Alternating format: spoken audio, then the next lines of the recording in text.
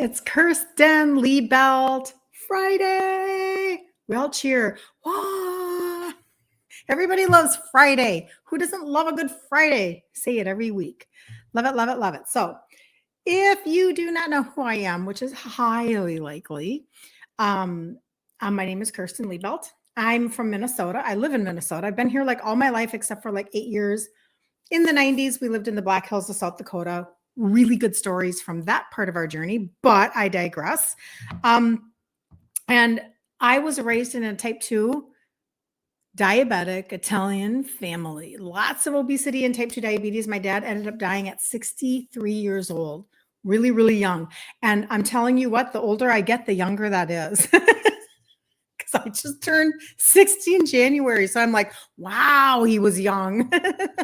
So anyway, I digress. But I was diagnosed with gestational diabetes when I was 22 years old, you guys. And it was like, I guess I think in my head, I was just kind of like on the river of type 2 diabetes is genetic and there's nothing you can do about it. And that's kind of where I was growing up because that was normal.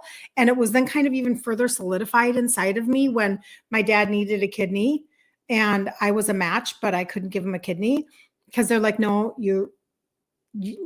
like basically gestational diabetes is genetic. And so you can't do that. And da, da, da.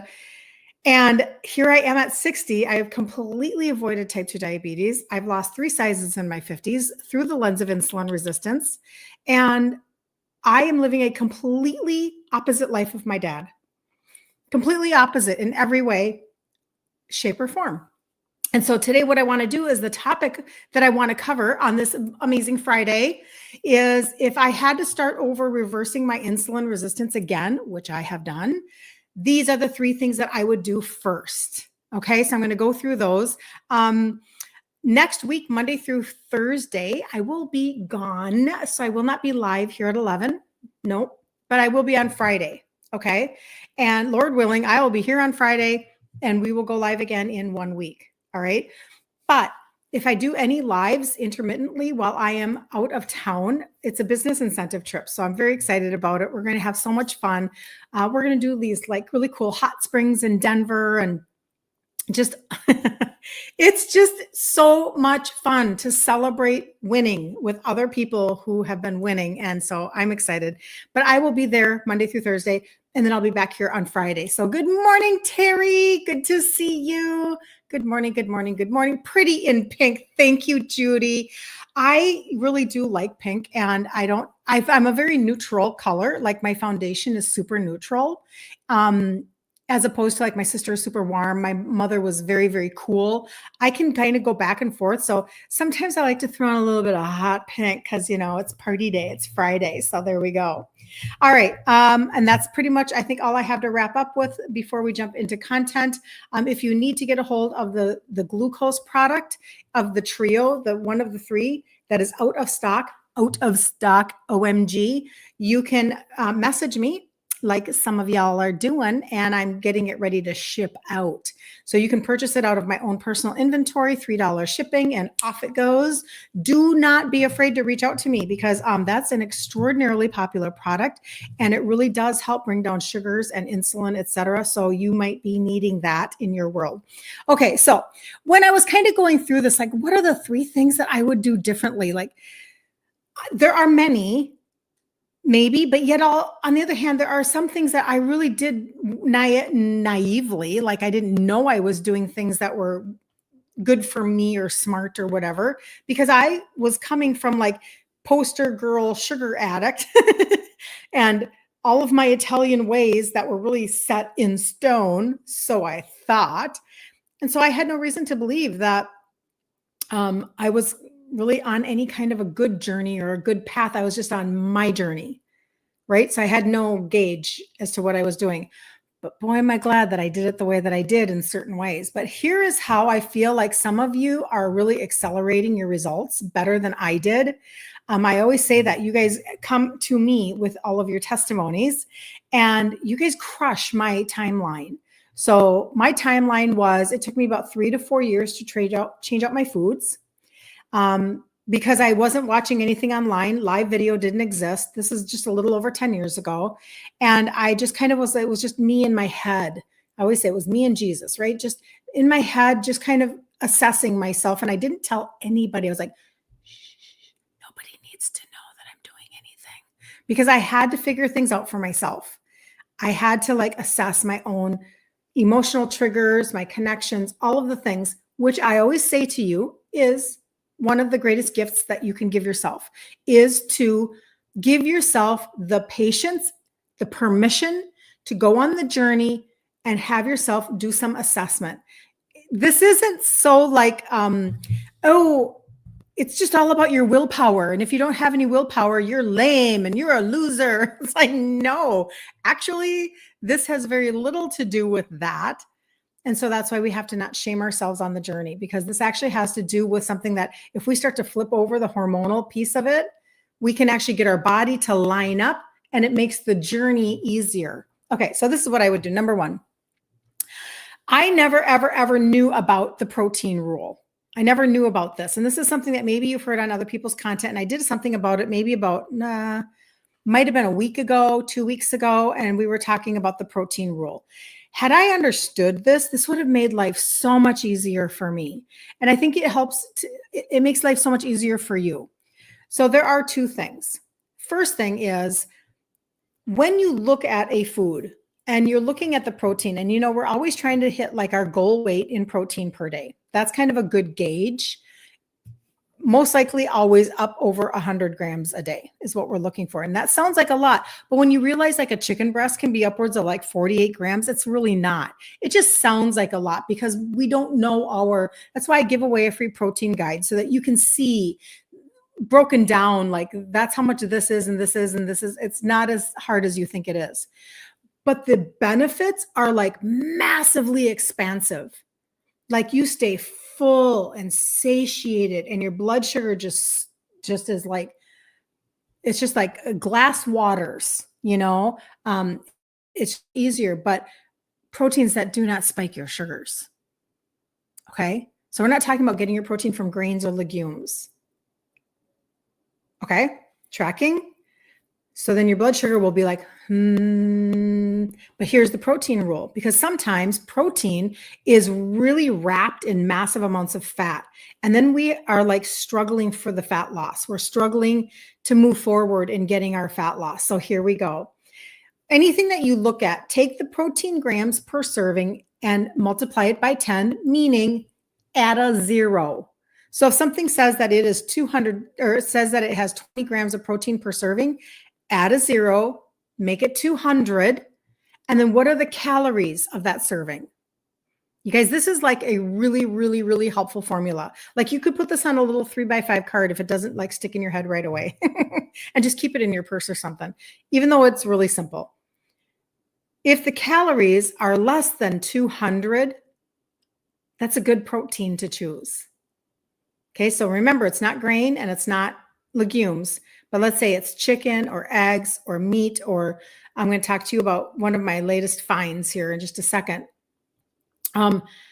Basically, if it's higher, like let's say you get bacon. I don't know the stats on bacon, but I would assume bacon would be like the calories would far exceed the protein. Peanut butter, even though peanut butter is not considered a protein, it's considered a fat. We've been made to believe that peanut butter is a protein. But again, it's a legume, blah, blah, blah, but it's all fat. Peanuts are just high in fat. So if it says peanuts and salt, and that's the peanut butter, that would be great, right? That's a good peanut butter. It's still like the calories of peanut butter are way, way, way up here for the protein dose. So I hope you're tracking. Okay, so hold on. I want to make sure that I'm not missing anything. Hold on. Okay, I'm good. So basically then, you are wanting your protein to be lower. You want your protein number times 10, add a 0 to be higher than the calorie for the serving. So what I have found, this is the number 2 of this one. When I went to Costco, and now I looked it up this morning, I went to their website, Amylu, AMYLU. I believe they're made in Chicago. And I went to their website and I could see for myself. Now, I don't know if this is all over the country, so I apologize if it's not, but I'm sure there are other good companies out there. They are making chicken-based products, and I found mine at Costco, and I have purchased from them so far. The breakfast links, that actually is just a titch higher than the protein. This is the only one that I have found that has been higher, because breakfast sausages tend to just be fattier, but it's a chicken breakfast sausage. I like it, but it's not my favorite. Okay. And that's because I'm trying to hold off a sneeze. Can you tell? Trying to hold off a sneeze. Because breakfast sausages can have weird seasonings. And I guess I'm picky, and I didn't realize how picky I was. Anyway, I like them. I don't love them. There's something in there that kind of is just a tiny bit off-putting, but not as bad as some other ones. So they have breakfast sausages. I have purchased their andouille chicken sausage. I purchased their chicken patties, like the andouille a lot, like the chicken patties a lot, put them in my air fryer with like a little slice of cheese. What else have I found from them? Oh, the last one that I got was basically a pesto chicken meatball. And I thought, there's no way this is going to be breaded. This is going to be trashy ingredients. No, you guys, ingredients are literally like they made them with like a Parmesan, and maybe there's some cream in there. I'm not sure. No bread. I'm really impressed with this company and what they're coming out with. Now, I looked it up this morning and I could see that my local grocery store, it's called Cub. If you have a Cub, I noticed it was in my local grocery store. So you could go to amylou.com. This is just to give you one idea that you could run with for the weekend. And it will say, find where it's being sold. Then you can see for yourself if there's anything around you. But there are other brands that do chicken sausages. I have talked about those before. Now, why chicken sausages? Why am I talking chicken, chicken, chicken? I buy a half a beef every year. We love having grass-fed beef in our freezer. I'm all over that. That's obviously very, very helpful, important. Beef has the almost identical amino acid profile that human muscles do. So I love beef. But when you are in weight loss mode, beef can be really high in calories just in comparison to chicken. So I want to give you that way to be able to balance that out and to see things just with a little more clarity and kind of maybe bounce back and forth. That's all. That's all I'm recommending. The second thing that I would do, and this one, you know what, you're not going to be surprised by this one at all. And that is that I would, I thought that supplementation was rather optional. And I guess it kind of is. Like everybody can choose not to do supplementation. But I was a very super undisciplined person when I started my process. It just wasn't me. I was not disciplined in my eating. I was certainly not disciplined in anything like a supplement routine. Zero, like it didn't even exist. That's how undisciplined I was.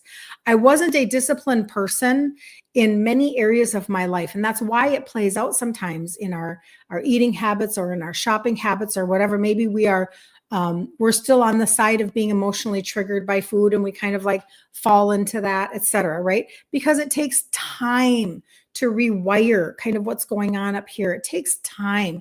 And that's why we have to not be so hard on ourselves while we're on the journey. But had I understood what supplementation was doing inside of my body, I would have become more disciplined right away.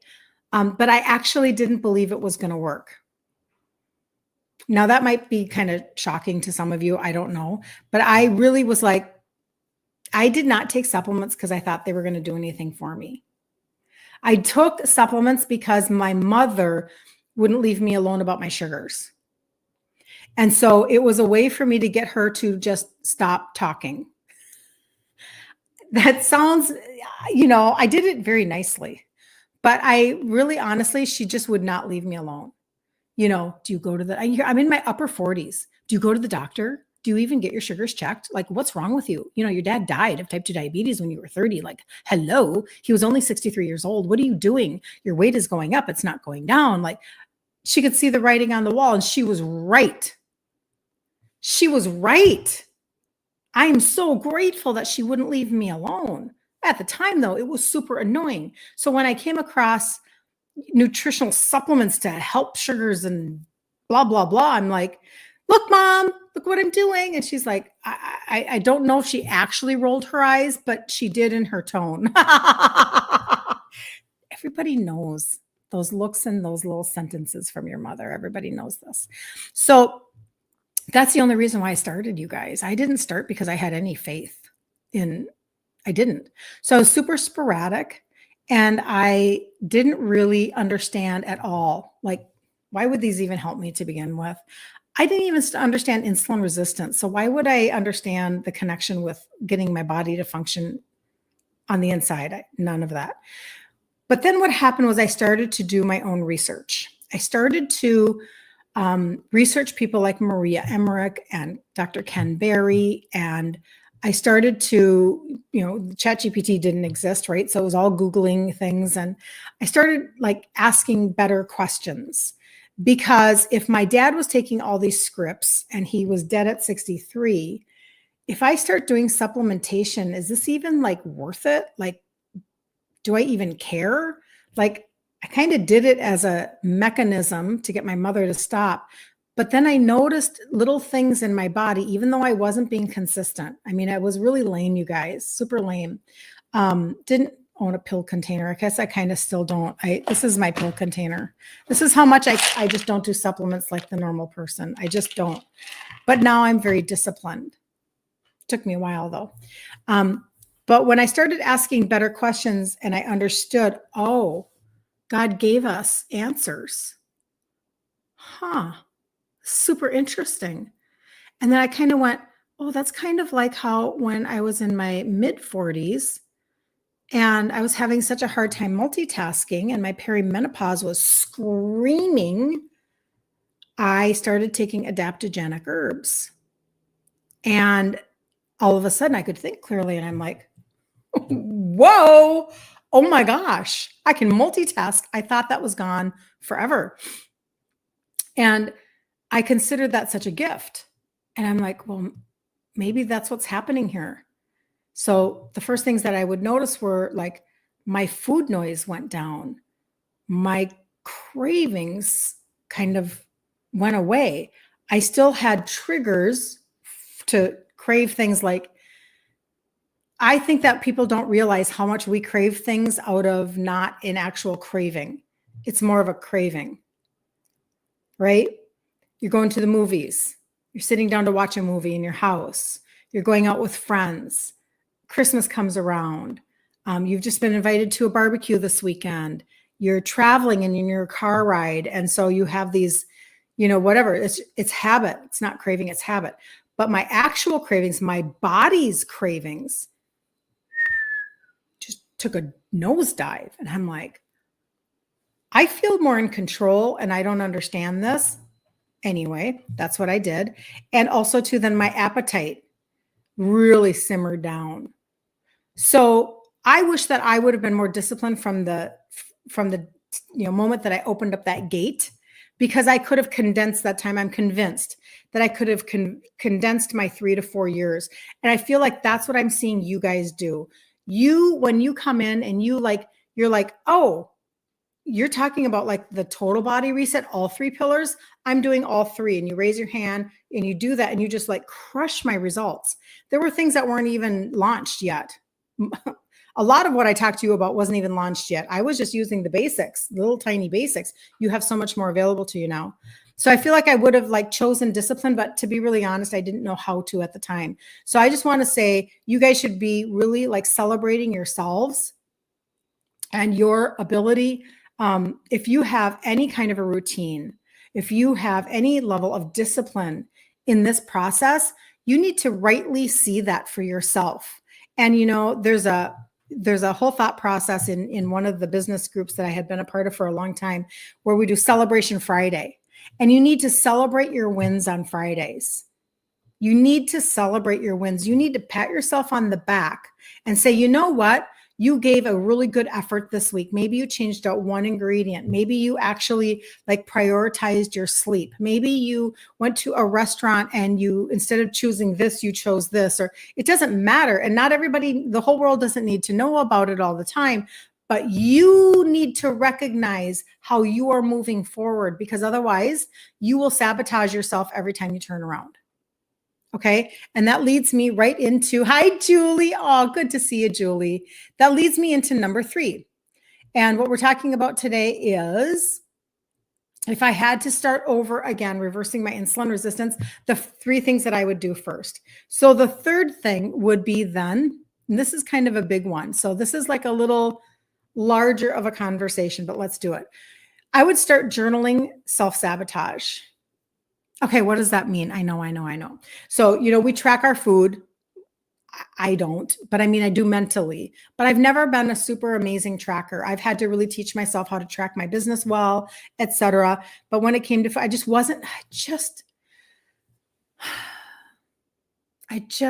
never, and I could have gone faster. You guys, again, don't think that what I did was the right way all the time. I'm just telling you my journey. I'm just trying to be as authentic as I can. I never wanted to track a macro because for me, it just, I don't know. It just was going to be hard on my brain or something. I had to stop tracking my weight and I had to start tracking sizes for me. Okay. But I also wish that I started to track my thoughts. And that might sound kind of crazy, but this is the deal. Even in the journaling that I do not require myself to have this perfection journal lifestyle.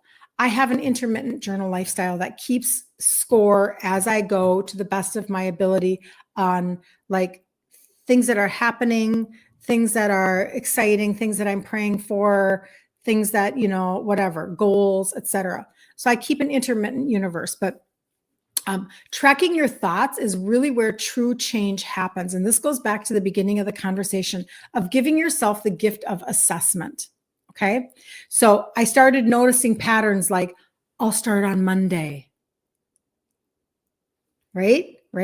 Or one bite won't hurt. Those types of things. These repeated thoughts were stalling me. I have to sneeze. Hold on. Excuse me. Thank you. Now we got that out of the way.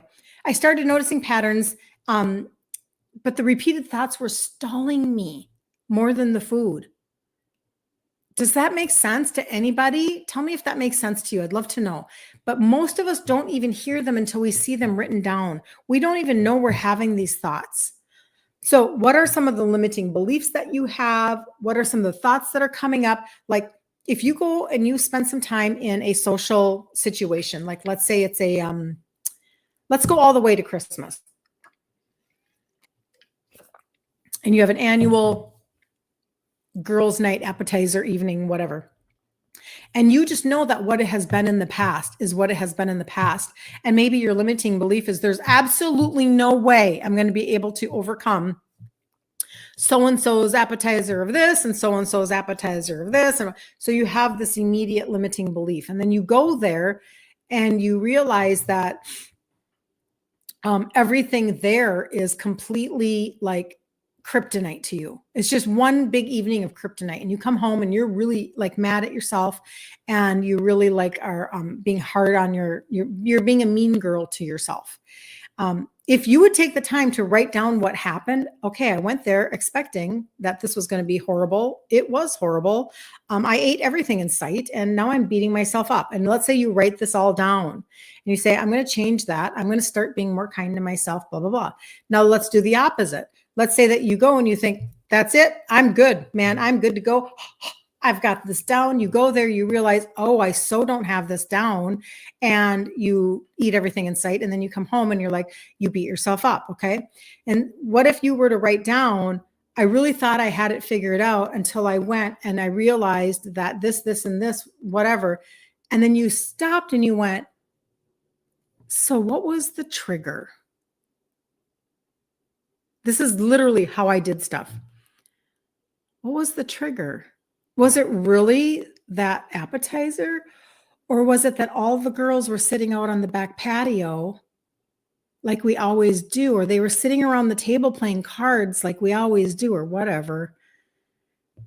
And I just found myself habitually snacking because all of those little bowls were in front of me or being passed around or Do you understand what I'm saying? I hope this makes sense to somebody. I really do. If just one person grasps this understanding of how to just assess yourself without shame, you will literally go to the moon with your results. Not only will you learn to fish, but then you will turn around and you will teach other people how to fish.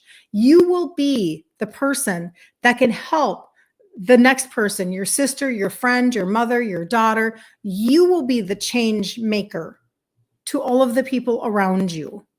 I hope that makes sense. You don't know what to eat anymore. I know. And it feels frustrating, doesn't it?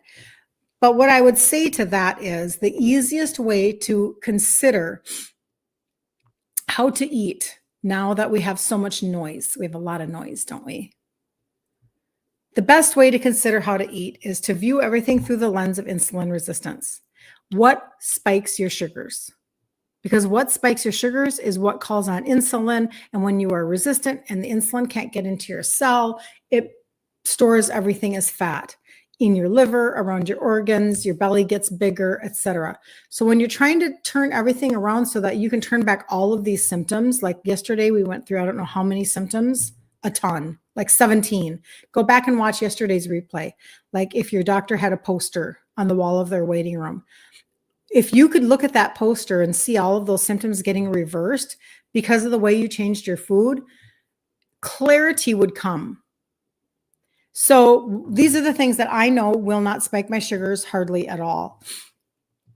I focus on meat, eggs, dairy that tends to be more full fat because it doesn't have when the fat is stripped, then the sugars raise.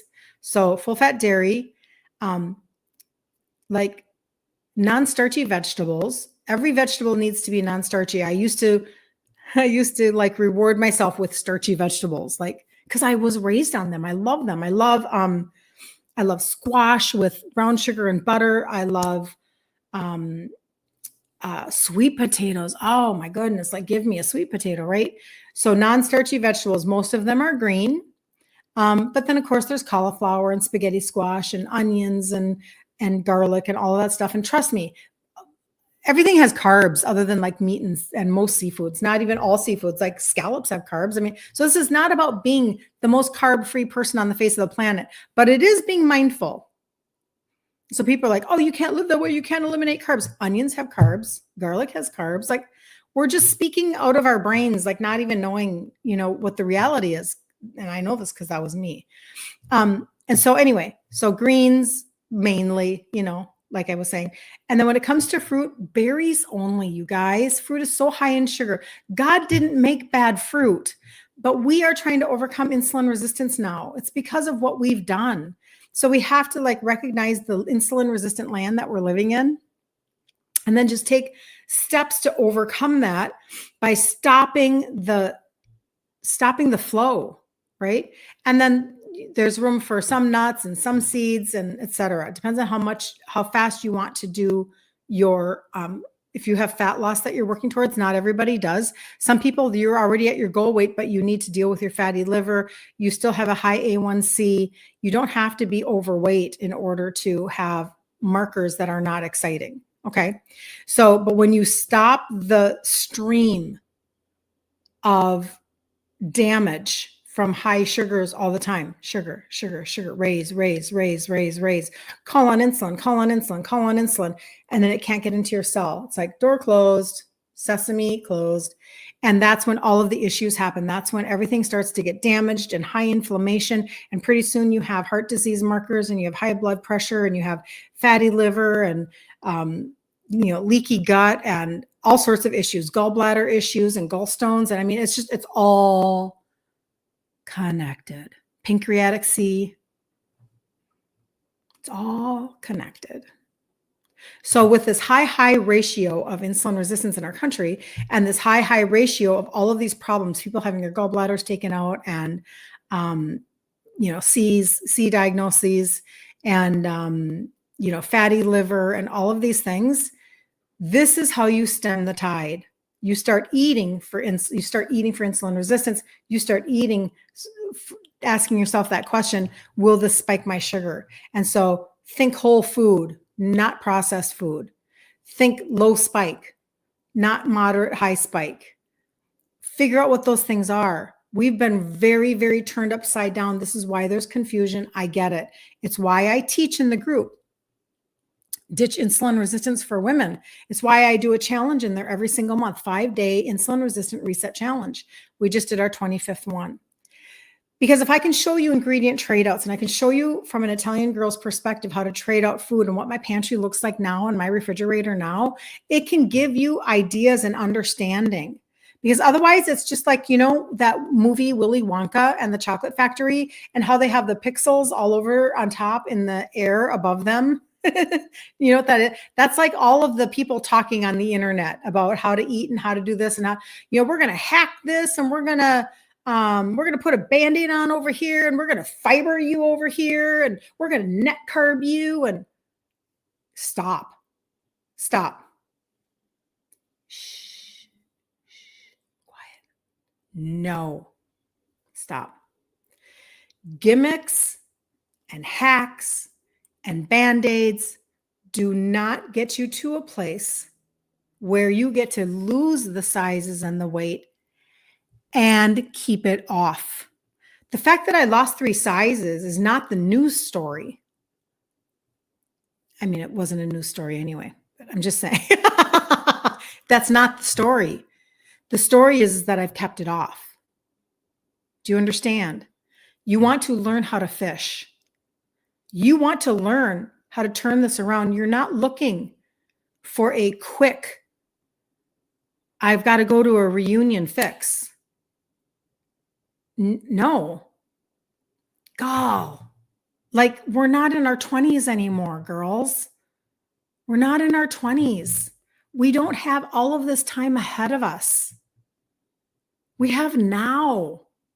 We need strong muscles. We need clear heads. We need less disease in our bodies that is driving us towards more scripts and more side effects and more frustration. And like my mother, I'll close with this today. My mother ended up having her 5 hip replacements.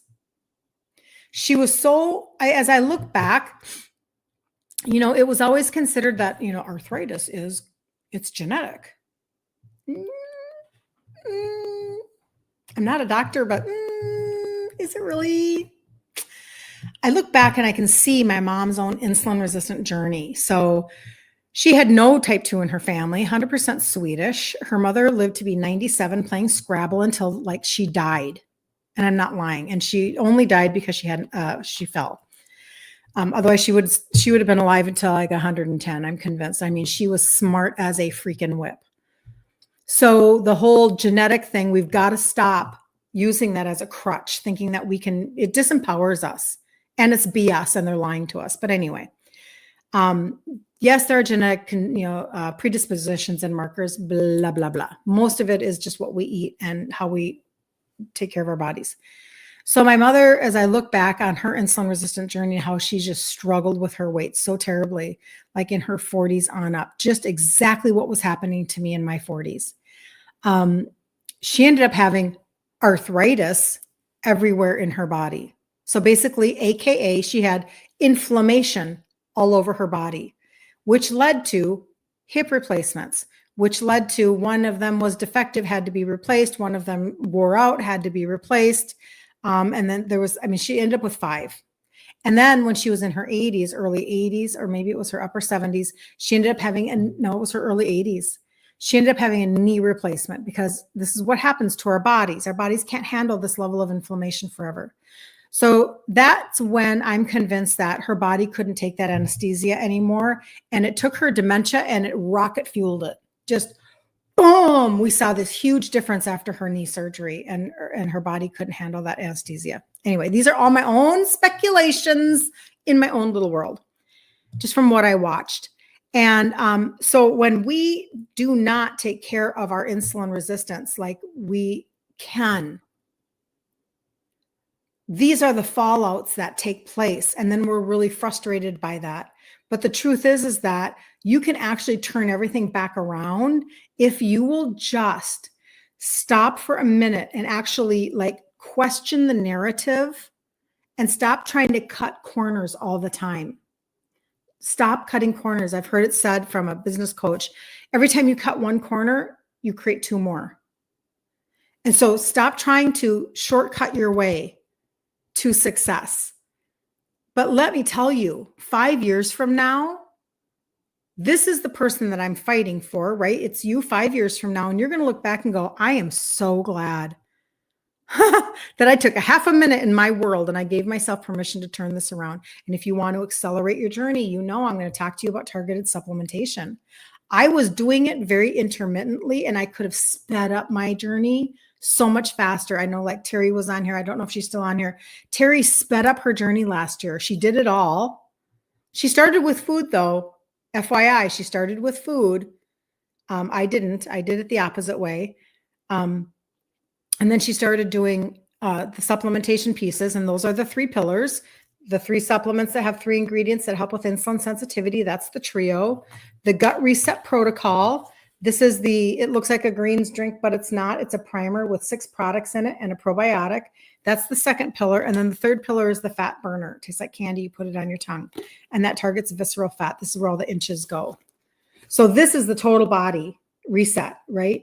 But some people choose different pillars. And I have some of you reach out to me and you say, listen, Kirsten, I was on your live. I'd like to actually talk to you about having you put together a cart for me just so I can look at it. Just always know that if I send you a cart, you don't have to buy everything in the cart. We can discuss what is good for you and what is not. There is one product in the trio that is out of stock. That's the glucose product. And I have this inventoried in my home. So don't feel like you can order the other 2 and then reach out to me and say, I need one of these. But you have to do it before I run out of my inventory, because it's out of stock until the middle of July, just to let you know. And I had somebody just reach out. They want 2 of them. Like they're going to snag them because they know what it's doing for them. Anyway, but the different pillars do different things. And I didn't even have these 2 pillars didn't even exist when I started this journey. I did this all just using the trio and my food. That's all I was doing at the time. I slowly began to incorporate other things. Like I have a little site, like if you want my whole list, my total body, if you want my list, you can always just reach out to me and say you want the list, or put list in the comments. Instagram and TikTok, you have to get into my messages because it'll go away when the live goes away. But it's the total body reset. And then there are other little pieces that you guys have probably already started to incorporate because you heard that they were helpful.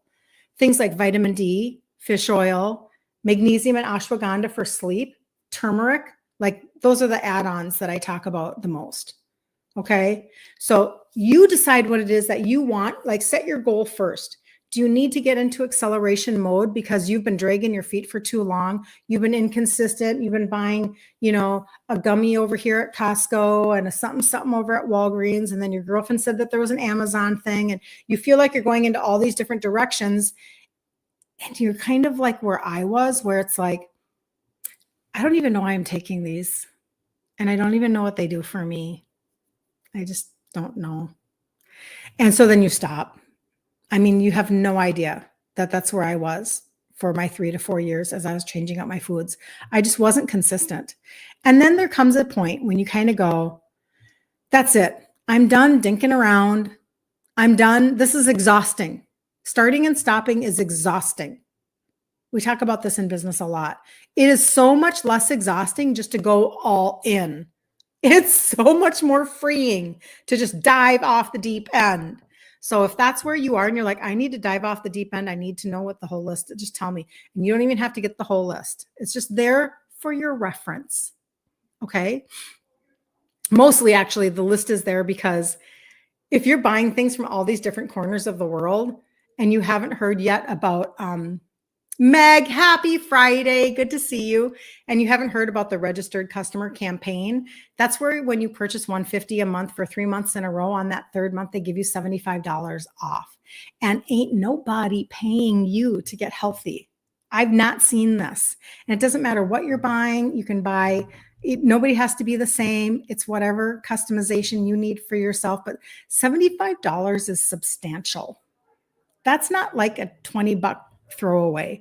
$20 doesn't get you much these days, but $75. I mean, that could fill up half your car. Anyway, okay. My point being that in a world where we don't really get rewarded for taking care of ourselves naturally, this is the best way that I think you can do that. So anyway, it just helps people to put things under one umbrella and make it simple. So, all right, you haven't had coffee since Wednesday and you feel terrible. I know, you know what? I don't do coffee much anymore, but I didn't do it because I thought coffee was so terrible. Although I suppose I think I don't drink it so much because it's dehydrating. But you know what? Get yourself not only water, but get yourself some sugar-free electrolytes, and get your body refilled with good things. So LMNT is a good brand for sugar-free electrolytes. Salt Tea is a good brand for electrolytes, not trash Gatorade, sugar-free Gatorade, none of that stuff. But drink water with electrolytes and you'll probably feel better. And if you don't have a really good magnesium, which is another electrolyte, take some magnesium before bed. All right, so I'm going to remind you, I am not live Monday, Tuesday, Wednesday, Thursday next week at 11 a.m. Central Standard Time. I'll try to remember. I'll be in Mountain Time. So I'll try to remember to maybe post something that reminds you guys I won't be here. But I will be back on Friday. So what are you going to do between now and next Friday? Number one, always feel free to reach out to me. Even though I'm gone, I will be absolutely fielding questions.